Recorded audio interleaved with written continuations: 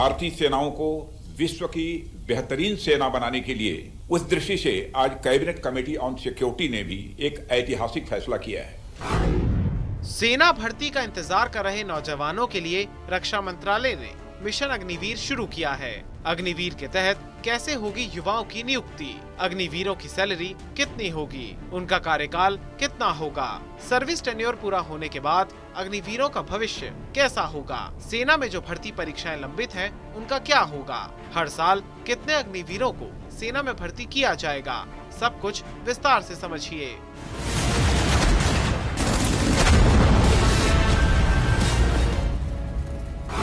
सेना की भर्तियां पिछले कई वर्षों से पेंडिंग हैं। सालों से तैयारी कर रहे लाखों नौजवान ओवर एज हो गए। देश भर में बेरोजगार नौजवानों ने सेना भर्ती का मुद्दा सोशल मीडिया पर उठाया। यूपी विधानसभा चुनाव के वक्त रक्षा मंत्री राजनाथ सिंह को भरी सभा में सेना भर्ती का इंतजार कर रहे युवाओं का विरोध झेलना पड़ा था। अब रक्षा मंत्रालय ने सेना भर्ती के दरवाजे खोल दिए हैं। रक्षा मंत्रालय ने शॉर्ट टर्म के लिए सेना भर्ती का प्लान बनाया है।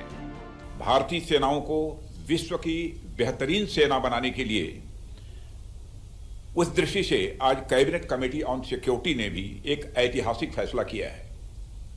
आज का अग्निपथ नामक एक ट्रांसफॉर्मेटिव योजना हम ला रहे हैं, जो हमारी आर्म्ड फोर्सेस में ट्रांसफॉर्मेटिव चेंजेज लाकर उन्हें फुली मॉडर्न और वेल इक्विप्ड बनाएगी।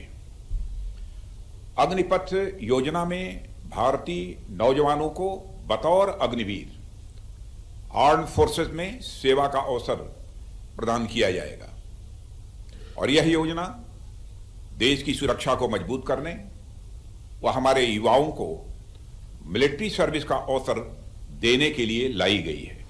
थल सेना, वायु सेना और नौसेना में विशेष प्रावधान के तहत युवाओं की भर्तियां होंगी। इन सैनिकों को अग्निवीर कहा जाएगा। इनका कार्यकाल ट्रेनिंग समेत 4 वर्ष का होगा। अग्निवीर बनने के लिए न्यूनतम उम्र 17.5 साल और अधिकतम उम्र 21 वर्ष की होगी। 12वीं पास करने के बाद कोई भी युवा अग्निवीर बनने के लिए योग्य होगा। अग्निवीरों को पहले साल 21,000 रूपए इन हैंड, दूसरे साल 23,100 रूपए इन हैंड, तीसरे साल 25,500 रूपए इन हैंड और चौथे साल 28,000 रूपए इन हैंड सैलरी मिलेगी। ईपीएफ और अन्य भविष्य निधि में अग्निवीरों की सैलरी से 5,02,000 और सरकार की ओर से भी 5,02,000 रूपए जमा किए जाएंगे।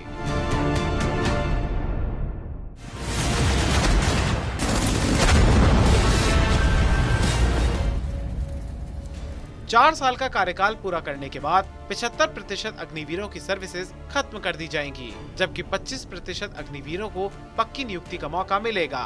जिन अग्निवीरों को सेवा मुक्त किया जाएगा, उन्हें सेना की ओर से सर्टिफिकेट दिया जाएगा। उसे दिखाकर वो बैंकों से सस्ता लोन लेने में सुविधा मिल सकती है। किसी प्राइवेट या सरकारी सेक्टर में नौकरी पाने में वरीयता मिल सकती है। 4 साल पूरा होने के बाद अग्निवीरों को एक मुश्त 11,71,000 रूपए का ब्याज समेत भुगतान किया जाएगा। ये राशि टैक्स फ्री होगी। अग्निपथ योजना के अंतर्गत यह प्रयास किया जा रहा है कि इंडियन आर्म्ड फोर्सेस का प्रोफाइल पूरी तरह से यूथफुल हो। यूथफुल प्रोफाइल से यह फायदा भी होगा कि उन्हें नई नई टेक्नोलॉजी के लिए आसानी से ट्रेन किया जा सकेगा और उनकी हेल्थ और फिटनेस का लेवल भी काफी बेहतर होगा।